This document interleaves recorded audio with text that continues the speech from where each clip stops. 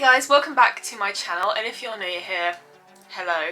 If you like anything horror related, anything spooky, then you'll probably enjoy my channel here. So Junji Ito is one of my absolute favourite horror anythings. He is a Japanese manga horror artist, and he's very famous for the page turn jump scare, and he's very famous for very meticulously drawn gory scenes or very meticulously drawn like weird things, and a lot of his stories are on the surrealist side and they're very weird, and this is all reasons why I love his work. So this video is kind of a tier list of all the Junji Ito short stories that I can get a hold of currently. So I will not be including bigger, more novel type stories like Uzumaki, Gyo, Tomi. I think it's called Remnia. I've never actually said the word of it out loud. And also I'm not going to include the cat one on here because I might do a whole other video for the cat one. So in the UK currently I can only get my hands on collections of his short stories, and I have found a few places online where they have ripped some of his stories that aren't in these collection books. But if I've missed anything on here, it's either deliberately because I can't find it and I'm actually able to read it, or I actually don't know about it because he is prolific with these short stories. There is so many, and there isn't like a comprehensive list of everything that I can find on the internet, or at least I've found some, but I know there's some missing. So it's obviously not completely comprehensive, or it's older or something like that. So these are all short stories I have available to me in print, and I think there's just one that I found online that I read that I knew about. I was originally going to do this video as a proper, you know, those meme tier lists, but I started thinking about it, and there's so many of these stories that I wouldn't be able to even fit all of them onto like the rows, and it became a mess. So what I'm going to do is I'm going to overview each story, and I'm going to kind of give you my wiggly rating and maybe show you a couple of panels at the story which I liked. I'm not going to spoil too much from each story because a lot of these really benefit from being read for the first time, but I will have to spoil some if it's relevant to me being able to review it. So yes, let's get started, shall we? So this is my rating system, and I'm going to be biased and say like most of these I love.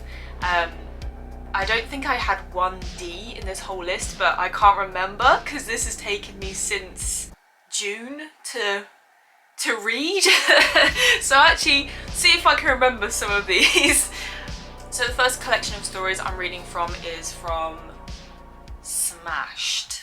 Blood-sucking darkness. This is about a girl who has an eating disorder after she's had heartbreak. She finds it really hard to eat food, and she starts having these dreams about the sky raining like loads of blood, and she meets a guy who is a bit obsessed with bats, and they kind of have this relationship where they're both dieting and they don't feel like eating food. And this guy lures her one day back to his shed, which you should never do, ladies, or men's. Don't go back to someone's shed. She finds out that he is a bat. He's literally a bat, and he has this collection of bats in his shed. And this is why he looks so gaunt and is kind of having an eating disorder, because he's just a vampire basically. This story's okay. I don't find it very frightening. It's kind of more funny, and it's a little bit of a story kind of about maybe something is just not what it seems. It's very basic and very flatline. I gave it a C.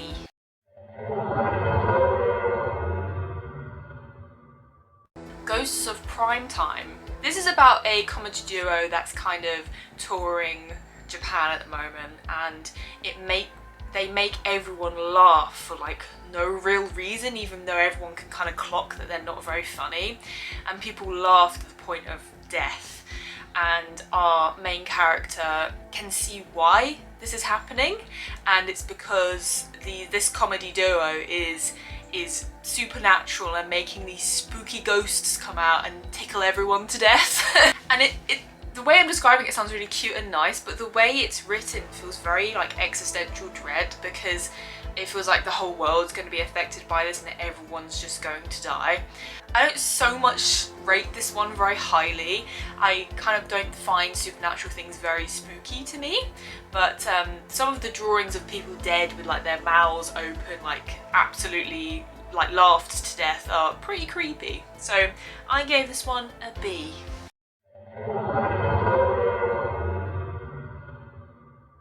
Roar. A pair of hikers are hiking through the Japanese mountains and they randomly see a flash flood of water go right through the kind of mountainside, and they see people drowning and dying in this water with buildings and stuff also in the water. This flash flood of water vanishes as quickly as it appears, and they try and follow it, but they give up and they rest for the night. They wake up the next day and the riverbed where the flash flood happened is completely dry. There is absolutely there's no evidence of any water going through it. They keep following the riverbed and they find a village, kind of a abandoned village, and this guy with this big net across the riverbed, and he's trying to catch the people that are in this flash flood. I will not give this end of the story away, but this story is a lot about, you know, how holding on to the past is not good for you, and all it will do is just lead you to your untimely death. I really like this story because it has really good build up to this mystery, like why is this flash flood happening, why are these people seeing this flash flood more than once, and why is it leaving it dry. Like, you're really sitting there going like, why is this happening? And it's quite a sad story as well, and I think some of the horror when it's sad is most effective. So I gave this one an A.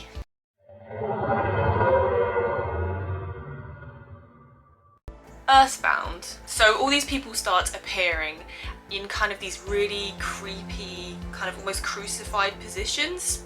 And at first a charity volunteer who's trying to help these people thinks that they're there because of some trauma. So there's one kid who's bound by the grave of his dog, and they think it's because he's so upset and so sad that his dog has died that he is stuck in that position near that area. One night she comes back to her apartment and her boss is in her apartment, just stiff like this, and she kind of finds out it's because these people actually have a guilty conscience, and whatever force is making them stiffen up in that position and turning to stone is because of that guilty conscience. This is also a really great mystery that kind of builds itself up really well and has like a really good twisty payoff. And there's panels near the end explaining why some people have been bound in the places they're bound, and it's some of the best visual storytelling I've ever seen. Like, you can tell immediately why these people are bound there, and it's like really,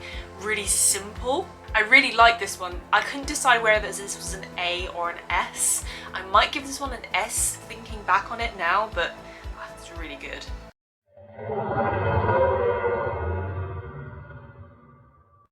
Death Row Doorbell.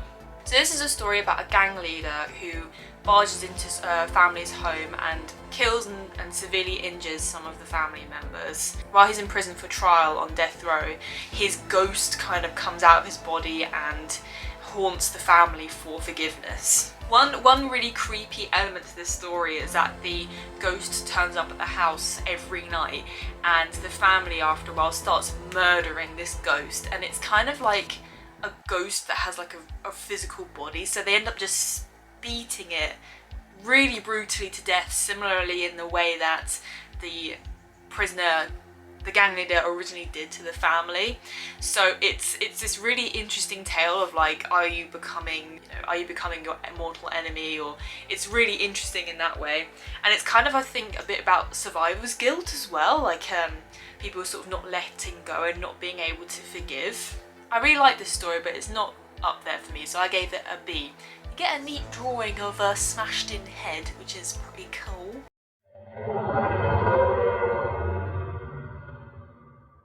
So the next 3 stories are about a character Junji Ito has called Soichi, the mystery of the haunted house.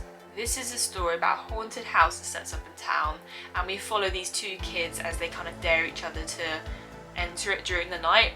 And what they find is a kind of like this hills have eyes family and a chained up in a cage child that has like an appetite for humans. Soichi has his whole family under the spell because he learned magic at a young age, and he's kind of keeping there against their will. This is really top Ito stuff to me. I really like this story.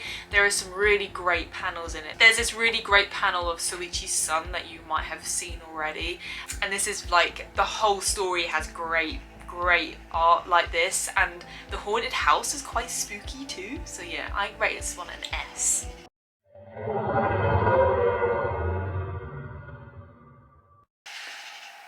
You can hear magpies yelling at me. The Mystery of the Haunted House, Soichi's version. So this is the same story, except it's from the angle of, it's of the POV of Soichi, so our main evil man. I might have to read out some of my notes for this because this is kind of funny. So this is the same story but different angle. So this time it's about a woman who is investigating the disappearance of a childhood friend and comes across the same haunted house from the last story with the same gross characters. Soichi loves putting these nails in his mouth, which I think is like a really odd, creepy detail, which is kind of goofy, and a lot of Junji Ito's stories are like, to me, are vaguely goofy, and I can't really explain why, they just kind of are. And Soichi has this bastard son that we saw in the last story. This is the son I talked about in the last story. I'm gonna read out what I wrote. Soichi has this bastard son and he done fucked a tall scary monster lady to make this gross thing. So there's this, so Soichi has a child, like has this bastard son with this really creepy tall lady, and you're gonna see Junji Ito kind of draw this character over and over again, and it's never at any point known if it's the same character or not, but you see this kind of style of character really often in his stories. So this story isn't as interesting. She kind of, the investigator comes in and like finds out spooky goings on. You get a little bit more backstory with Soichi's son, but it's not as interesting in my opinion, so I gave this one B.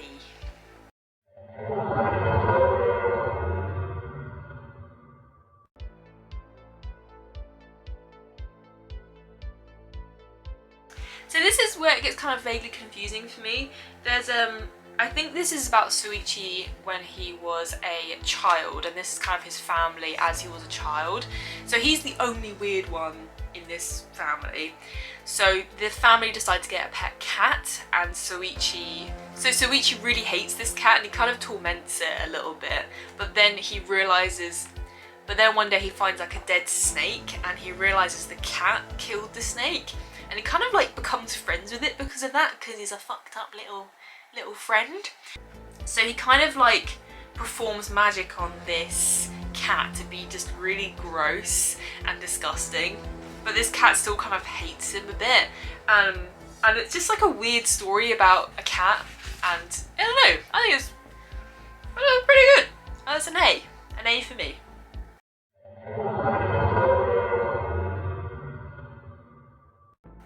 In Mirror Valley. So this story is really creative, and I don't know how well I'm going to explain it because it's one of those stories that's quite visual. So there's these 2 villages on either side of this mountain that for some reason just really hate each other and have been hating each other for years and years and years. And this group of kind of explorers, reporters go to this village and see that on each side of the village they have just tons of mirrors on either side kind of facing each other. So what happened was, because the villagers hate each other so much, their kind of hateful gaze reflected back of them is what kind of led to both villages' demise. And I really like this story is really creative, and it's kind of more about the concept, like a horror concept, than it is anything like actually, you know, ooh, spooky scary face. It's kind of a moral of the power of like your own hatred and how that kind of can corrupt you. I thought it was good. It was a B.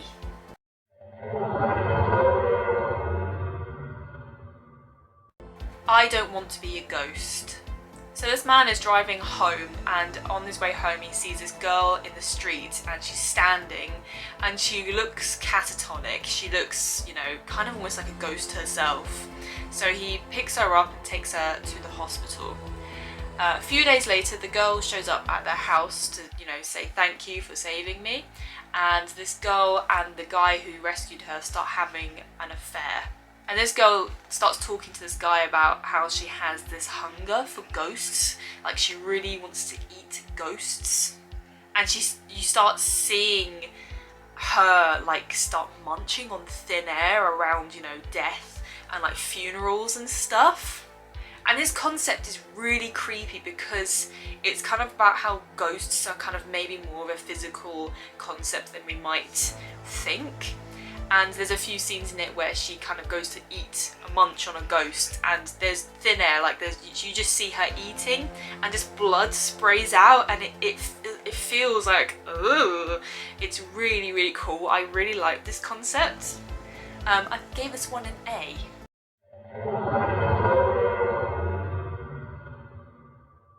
Library Vision. So this is a really gothic horror kind of inspired story. It's about a couple living in this huge mansion with huge libraries that was inherited by the husband of this story, and all he does is read all day, and one day he starts having these visions that books in his library are disappearing, and he starts being like abusive to his wife, saying like, you've taken this book, when actually it turns up like 3 weeks later. But what he does is he starts to try to memorize every single book in this enormous library. And the story kind of ends with him going mad, obviously, and some of the book's manifestations kind of come to his house and read the story to him. And there's one that his mother used to read him that's kind of like his love story, that nice love story.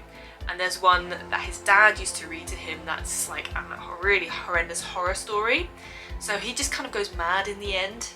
The last panel has this really great kind of twist reveal, and it's like quite good actually. And this is the kind of story that you don't really associate with Junji Ito, but he has a lot more gothic horror influences in his stories than you probably would originally think. But yeah, I really enjoyed this. I gave this an A.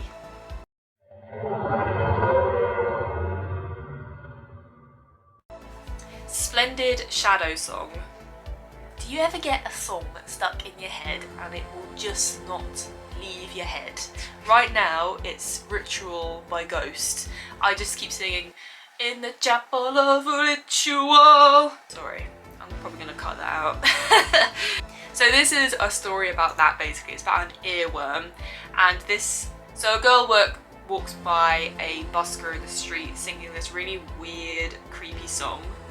And eventually this busker becomes famous with this song. She starts like playing through TV and radio quite a lot. And lots more people after that are affected by this earworm, that they just can't get this song out of their head after hearing it.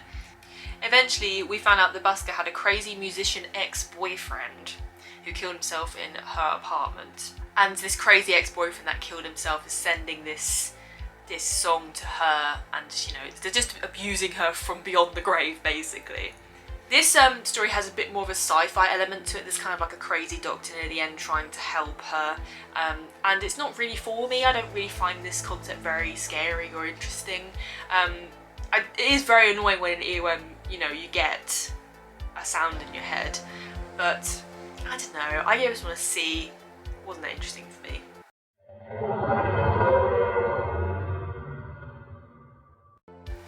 So the namesake of this book is the last story, Smashed. I really like Smash. Smash is probably one of my favourite Ito stories. So it's a story about a guy who travels to South America and finds a tribe. I know, it's a little bit, I know, just go with me here. Finds a tribe, and this tribe feeds him this nectar. The nectar is incredibly delicious, and he shares it with a friend, but he tells the friend that the tribe told him that he can't be noticed when you're eating it, otherwise something bad will happen. And the guy who travelled to South America doesn't know what this means, it's just what the tribe told him. Later on in the day, this guy's friends come to the house and kind of steal the remaining nectar because it is just so delicious, they like can't resist. But in going to his house and stealing the nectar, they find the friend who originally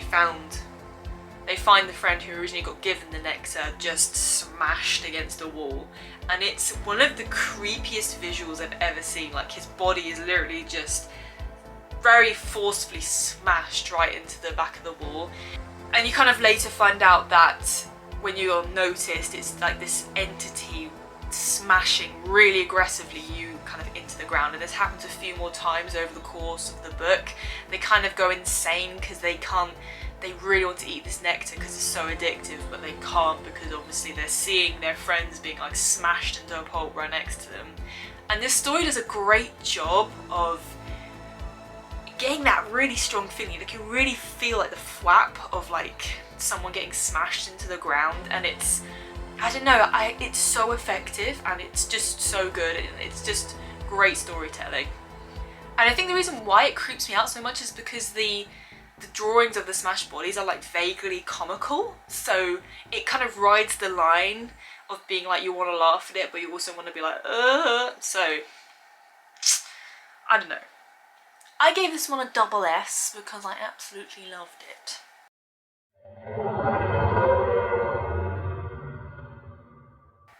Yeah, so that was Smashed, so that's one book down. I've been recording for 40 minutes, so I have no idea how long this video is gonna be. It's fine, it's fine. I'm back, I've taken a break, I've had lunch. Let's carry on. So the next book in the collection series I have is Venus in the Blind Spot. I just want to say this book is very nice. It has nice art prints of, has nice like coloured versions of some panels, and it's like very well printed, and the dust cover is very nice, and also some of the stories are colourised, which is quite a nice touch. So if you're in the UK or if you have access to this book, I would actually recommend it. It's quite like a nice collector's thing to get. First story is Billions Alone. This is one of the first stories I read by Junji, so this is like quite a nostalgic story for me. It starts off really strong. So a dog walker is out and he finds a couple stitched together, dead corpse couple stitched together really like intensely with fishing wire, like a strong embrace. I'll show you this. Isn't that beautiful? Beautiful colorization. So more of these corpses start appearing, and sometimes they're in like a few, so it's like 3 or 4 people stitched together, or sometimes it's just 2, and they just keep appearing. You'll see a lot of overlap with kind of story themes. A lot of Ito stories have theming of like songs or music affecting people. So this story has a song that comes on the radio that kind of makes people feel like they have to be with someone, and it kind of drives them mad to like be like together and stitched up together. And the story ramps up to the point where it's like basically like post-apocalyptic. It's like a very end of the world scenario. These corpses kept getting found to the point where they literally find like a ball of corpses all sewn together, and people start isolating themselves because it's better off than being alone is better off than dying at this point for people. So people start isolating themselves, and it gets really creepy, and it just ramps up. This story is like really creepy, and it has like a good overarching theme of like isolation and loneliness. I really like this one. This one I gave an S.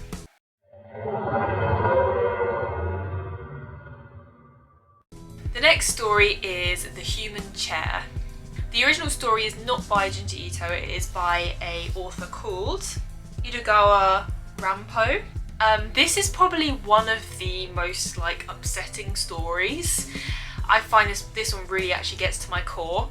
It's about a story of a girl going to an antique shop and this guy telling her this story about this weird chair in like the corner of the antique shop that has a panel in the back of it that a guy, like a person, could go into the chair and kind of be sitting underneath the person. Ugh. So the man in the store tells her a story about another female writer who gets a manuscript of a story about a human chair, and it's where someone has holed out the back of the chair, so when a person sits on it, their body perfectly sits on top of their body, but obviously you can't see them because they're inside the chair. And that's kind of the basic premise of the story. There's a few like twisty bits near the end, but this concept is so disgusting, and it has some of the best, in my opinion, Ito art I've ever seen. He draws this back of the chair so realistically that it's very believable that someone could be like living inside of this chair, being a human chair. So some of the panels are genuinely very eerie, and what I find interesting is a lot of like the page turner panels tend to be just sort of like a scary face, but this one is just the chair as like the jump scare of the book, of the story. So I don't know, I think it's really, really great. This one really gets under my skin, no pun intended. I actually rated this one an SS. I think this one's pretty good. It has all the good elements you want in a Junji Ito story.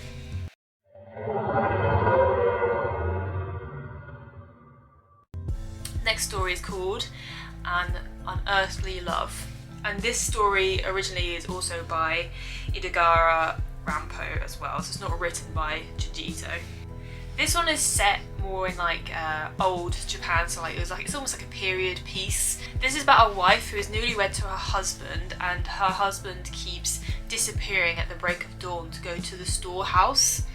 And at the beginning she thinks that he's cheating on her with another woman because you kind of hear voices and creepy stuff like that, but it turns out that he is doing things to this doll that he's been keeping in the attic, and this doll is very lifelike. It's like a human doll. Yeah, so this doll is very lifelike. It's like a human doll. It's like a human adult female doll, but she's quite small at the same time, and he's doing some stuff to that doll. You don't see anything, but it's all implied. And so his wife finds this out, and she gets so angry that she destroys the doll in like quite a brutal way. There's a panel that makes the doll almost look as if it's like a body that's been broken up. And the husband gets so distraught about this that he kills himself. So yeah, it's about a love story between a man and his sex doll. So it's quite an interesting story. The story itself has very, very little dialogue. It's not dialogue heavy really at all comparatively to other stories, because a lot of manga isn't hugely dialogue heavy anyway. So it's told in a really interesting way. There's like a lot of build up of her like going up to the storeroom and seeing what's going on. But I personally don't find the conclusion very interesting, and it kind of, I don't know, I just don't find it that interesting, if I'm being honest. So I'm going to give this one a B.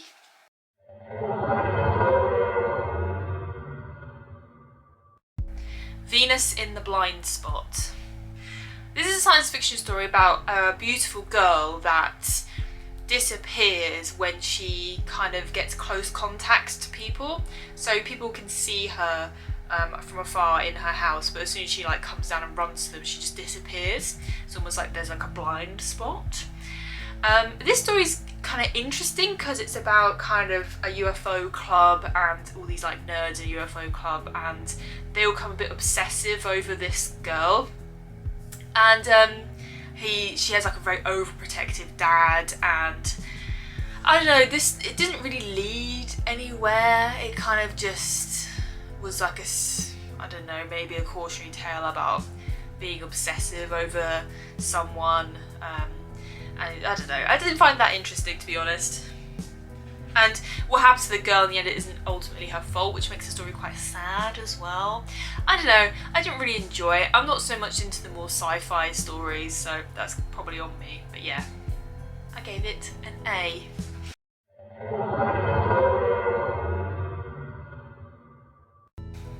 The Licking Woman. This is very classic Junji Ito story. When I first started looking into his stuff, this one was like recommended quite a lot. And it's a very simple story. It's about people, there's this rumour going around that there's this woman licking people, and she kind of has this like acidic tongue that like kills people basically. So our main character's husband and her dog are killed by the licking woman, and she kind of goes to seek revenge on the licking woman. And it kind of just, you know, it's kind of a bizarre story, and the plot doesn't really make a whole lot of sense. I think it's more kind of about the concept of the licking woman than anything else, just that visual is creepy. It's also kind of borderline very silly, which is what I was talking about the other day. Like, a lot of people see Junji Ito as like it's very serious, makes it very serious books, but I find a lot of his stuff is very goofy, in the best way possible, of course. But yeah, I don't know, I didn't really care for this that much. This is like a C, in my opinion.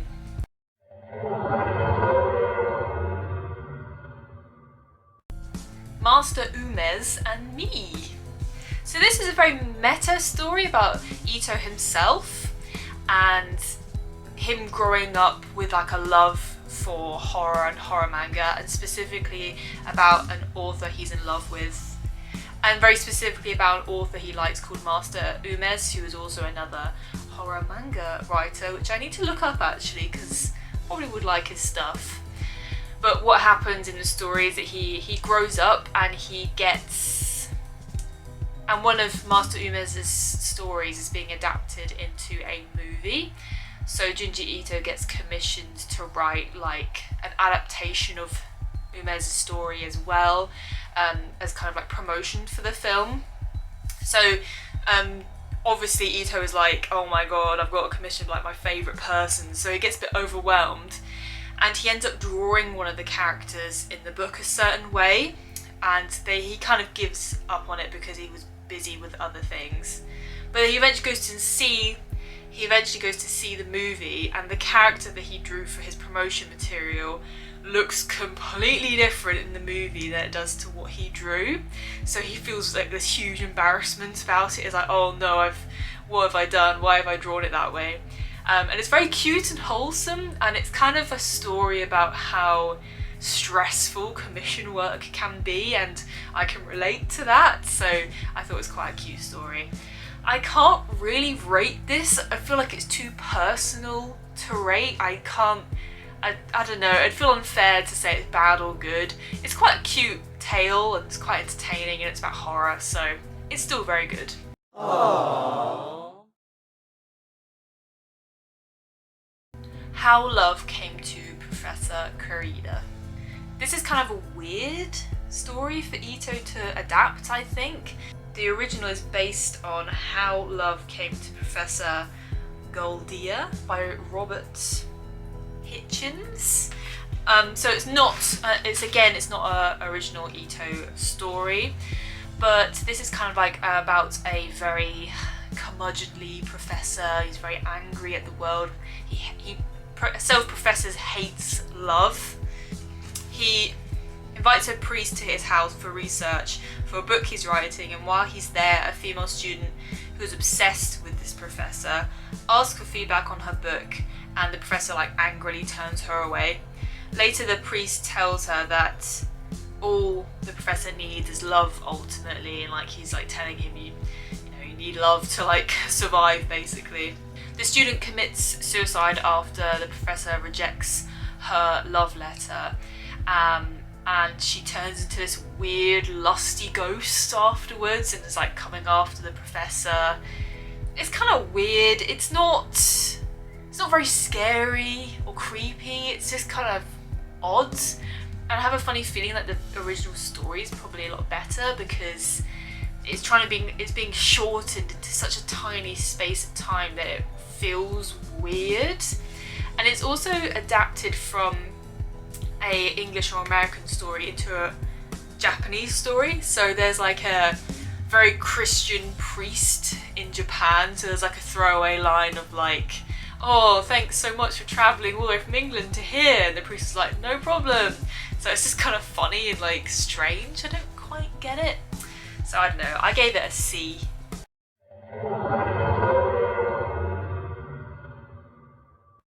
The Enigma of AMIGARA Fault. So if I was to, I don't know, class most popular Ito stories, this one would be like way up there. I feel like most people know this story. There's this meme where the guy's like, this hole is made for me, and then you put whatever you like as the meme. It's a meme basically. But essentially it's about a mountain that's had like an earthquake, so a big fault has come down in the middle of it. It's when like a mountain cracks open because of an earthquake. And I didn't know that happened until I read this story, so that's pretty cool. But inside on one of the walls of the fault are human-shaped holes, and they're very creepy, they're almost like T-posing very creepily in the side of the mountain. So people are travelling there to see what's going on with it because it is very weird and mysterious. And so some people start to realise that the holes are actually shaped like them, like they have the exact silhouette of them. And we have two main characters in this story and one camp night there. And they camp over during the night, and one of them finds a hole that is shaped like him, and he's trying to resist the pull of going inside the hole. I'm actually not going to spoil the story, because if you're watching this video you probably already either know the ending or you haven't read it yet, so I'm not going to spoil it because the ending is truly terrifying. This is an SS, this is like a perfect story. This is genuinely so creepy to me anyway, and the final panel is so well drawn, and it's just, oh, it's so good. It's giving me goosebumps thinking about it. That's how you know it's the good shit.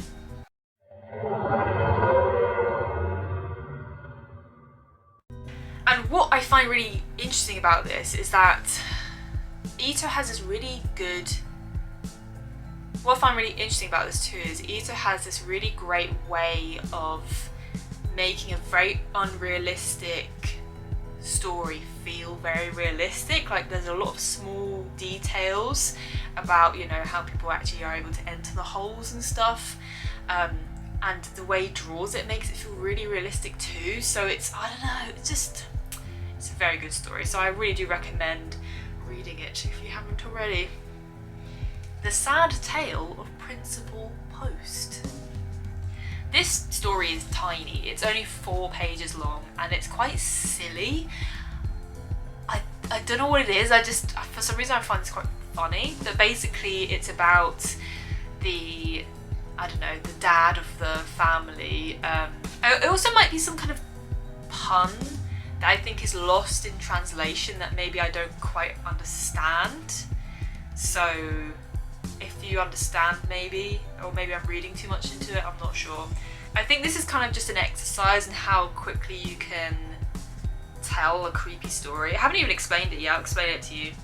So it's literally the father of the house is like calling for help, so the rest of the family hears him and finds out he's in the crawl space underneath the house, and they find him crushed underneath the main post of the house.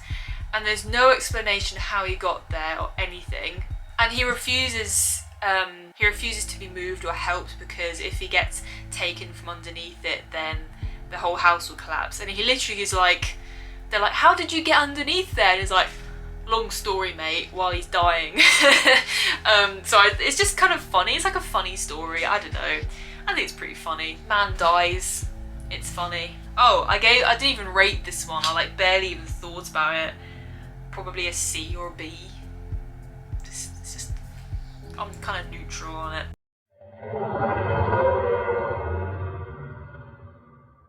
So the last story in this book is called Keepsake. So this story is actually very genuinely gross to me. So this story is about a child who is born from a corpse. See where this is going? I'm gonna have to read my notes because this one is like weird to like read out. This is a story about a child who's born from the corpse of an ex-wife of the husband who took in his mistress soon after his ex-wife died. So his ex-wife died, and then he took a mistress in afterwards, and then they find the ex-wife, like, the ex-wife is buried, and they start hearing like baby cries from the grave. They dig it up and they find that the corpse had given birth to a child. While his dead wife was alive, his mistress coerced him to kill her with slow poisoning. And his ex-wife was unable to have children, so it's heavily implied that he impregnated her while she was dying, and the baby grew inside her in the grave. Nice. It's later discovered that he actually did this when she was already dead. Nice. And there is something really wrong with the child as well, like he's very corpse creepy, like. So basically this story is about a man doing things to a dead corpse, and they have a baby, and it's really gross. Of course there's never any like gratuitous. This is the thing I find with a lot of his stories, is sometimes the story is actually creepier than his art. Like there's nothing in this story that's really like gratuitous or gory. It doesn't actually show any of what I explained. It just is told through dialogue, and it's heavily implied as well. But some of the faces he draws are really creepy. Like the kid's face in that is very, very creepy. But yeah, it's just the concept of it is just wiggy. It just makes you go like, ugh. It's very good though. We like stories that do that. So yeah, I gave that one an S because that one actually really did creep me out quite a lot. The concept of it is just nasty.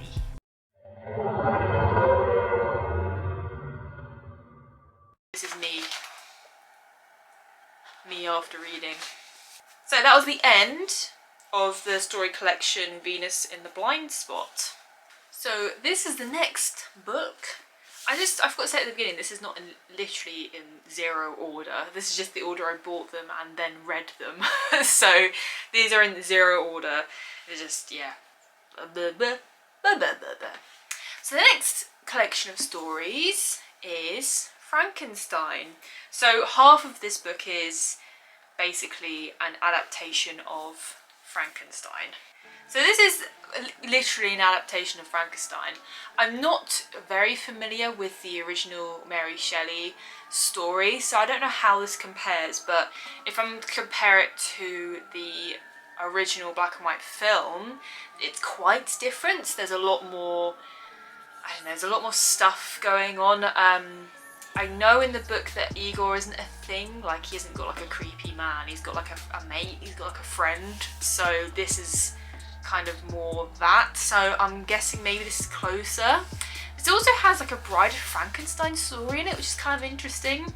But yeah, it's very basic. Frankenstein is actually very intelligent in this. He actually Frankenstein's monster. Frankenstein's monster is very intelligent in this. He's very good at talking to people, and he can rationalise his thoughts a lot better. So it's quite an interesting take in that sense, but I don't know. It's not my favourite. It is an enjoyable read though, I will say that. It was quite entertaining, so I gave this one a B.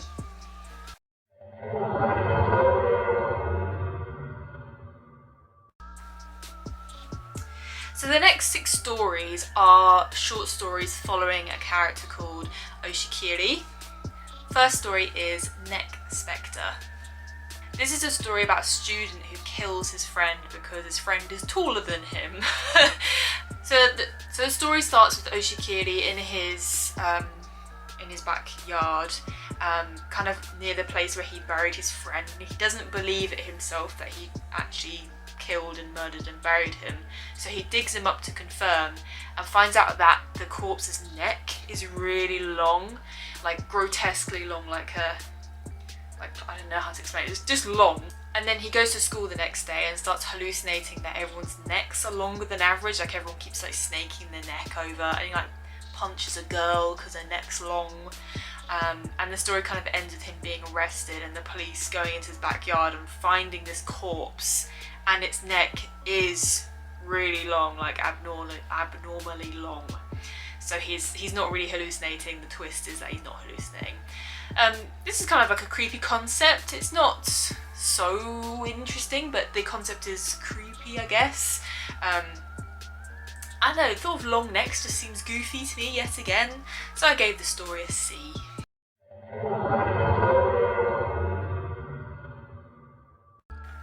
Bog of Living Spirits.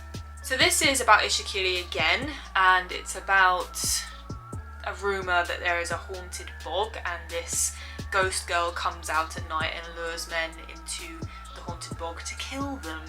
There is another character that plays sports, and he has like a kind of like a fangirl group around him, and he gets a bit sick of it, so he talks with Oshikiri and kind of decides that he wants to try and fake his death in the bog. And then it kind of turns out that he actually did die, and his fangirls are actually the ghosts that come out of the bog at night, and it's just not, it's not very good. I don't think his story is very good or very interesting, so I'm going to give this a D. It's a bit all over the place. I think that's why. It doesn't feel like a very clear vision. It just feels a bit like, ooh, ghosts in a bog, ooh, maybe.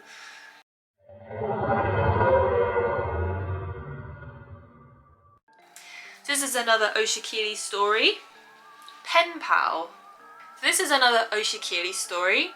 He meets a girl who has a lot of pen pals, and this girl is having a nice relationship with Oshikiri. So she writes in a letter to her pen pals about Oshikiri, and then the pen pals write back and they're really jealous of him, and she slowly starts going a bit crazy, and it turns out she's just insane and has been writing these pen letters to like herself, and these are like voices essentially in her head, but like in pen pal form.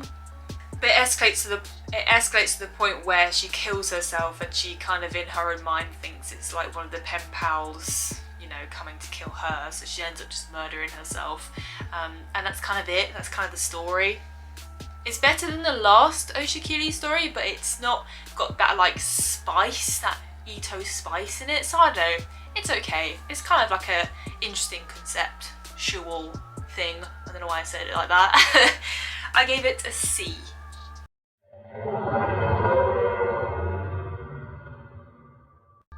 Intruder.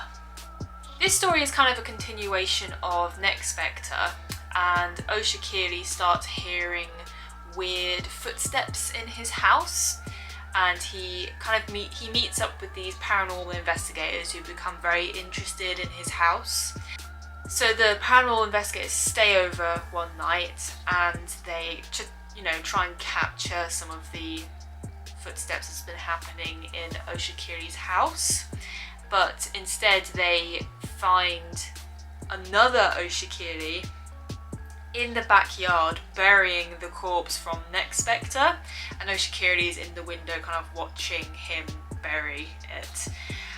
So they kind of figure out maybe it's a door to another dimension, or there's multiple different dimensions happening at once, and this is a different Oshikiri which is evil, and the one with the paranormal investigators is nice, and it kind of like is that kind of science fiction vibe.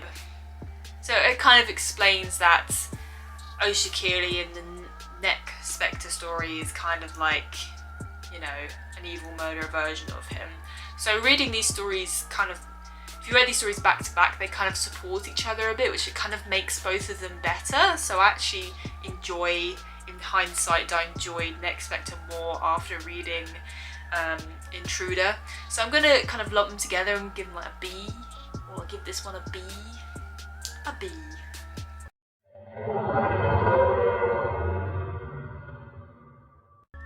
The Strange Tale of Oshikiri. This story has a very backrooms vibe to it. So one night in Oshikiri's house, he sees another student and she runs down the hallway and she disappears.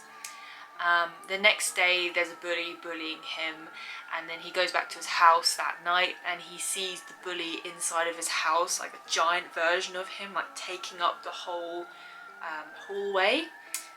So the night after he sees the bully, the disappearing girl he saw first time wants to follow Oshikiri back to his house from school. Oshikiri is like, no, don't do it, don't come, and then what happens is they both end up in an alternate. They both end up in an alternate dimension. They kind of glitch out of wherever they are, and they find the other version of Oshikiri doing experiments to the girl he saw the first time, and that's why he saw her disappearing, and that's why he saw the bully all weird, because this alternate Oshikiri is doing weird body horror stuff to them. So yeah, it's pretty good. This one has some really good spicy art in it, so that kind of gives it a bump up, like plus wise. I thought this one was pretty entertaining, and the vibe of it is very creepy. It's all in this house that's like long hallways and feels very desolate and creepy. So I gave this one a B. Actually, I'm going to take it back. I'm going to say it's an A. I think I like that story a lot.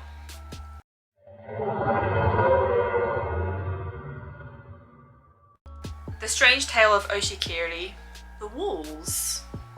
So this is the last Oshikiri story, and this one is about people being stuck in walls. Nice.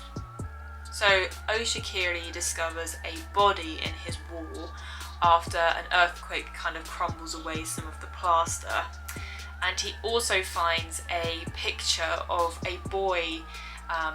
It's actually quite a creepy picture of a boy half stuck in a wall, and he originally thinks it's a staged photo.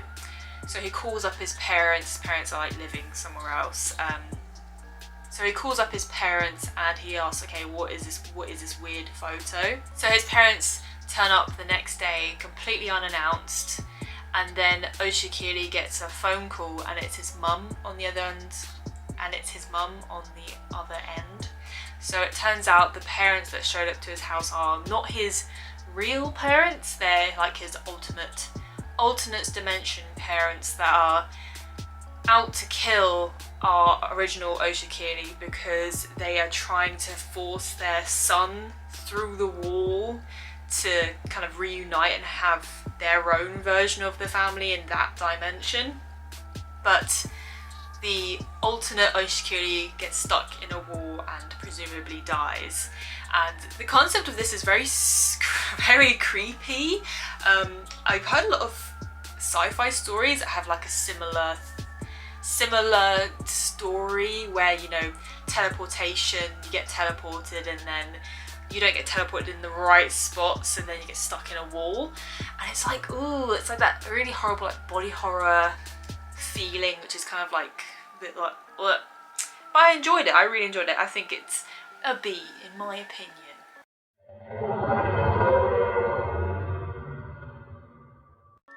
The Hell of the Doll Funeral. So this was quite refreshing to read after all the Oshikiri stories. This story is great if you're terrified of dolls. So it's very short. It's only like a 4 or 5 page story, but it's about a girl who is slowly turning into a porcelain doll, and you get some exposition on the TV that her parents are watching that this is happening to loads of girls around the whole world. All these girls are slowly turning into dolls. And at a point they stop talking, and a lot of parents decide to cremate the dolls to, you know, give them a proper funeral. But these parents decide not to do that because obviously it'd be like killing their own child. So they leave her to become more than just a doll, and she becomes this disgusting, monstrous, beautifully drawn thing. And it's just a very creepy story about that good like body horror, and the art is fantastic. This one's like an A or an S. I really like it. Even though it's so short, it's very short, I really like it.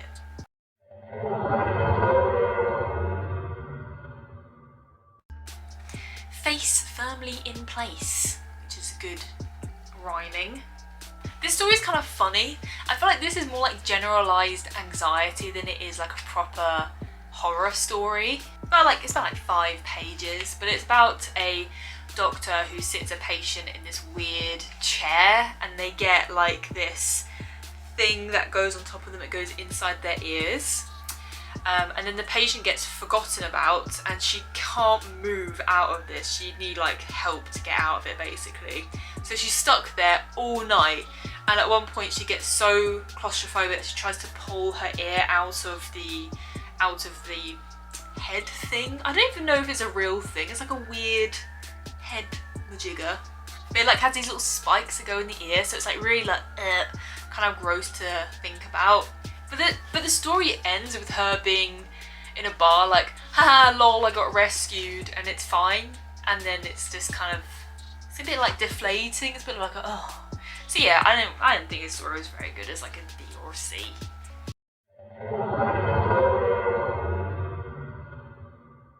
So the last two stories, Boss Non Non and Hide and Seek with Boss Non Non, are both about Junjito's dog, and they're kind of, they're hyper personal. I don't really feel like I can rate them again, but they're quite cute stories. But I can't, there's not really any notes. It's just kind of like, you know, things a dog does, like trying to wash the dog, the dog looks silly, and like they do hide and seek with the dog and you can't find the dog, and it's just, I don't know, they're not very interesting, they're just kind of whatever, so I'm not gonna rate them. Aww. But yeah, that was the end of Frankenstein. Okay, so I'm going to do a second part of this because this has taken a lot longer than I thought it was going to. So please look out for a second part. Let me know your thoughts about this in the description. I really wanted to make this video for a long time because, you know, I just love his work and I like talking about it. So if you enjoy this kind of content, please let me know. I hope you're having a great day and take care, and I will see you in the next video. Bye!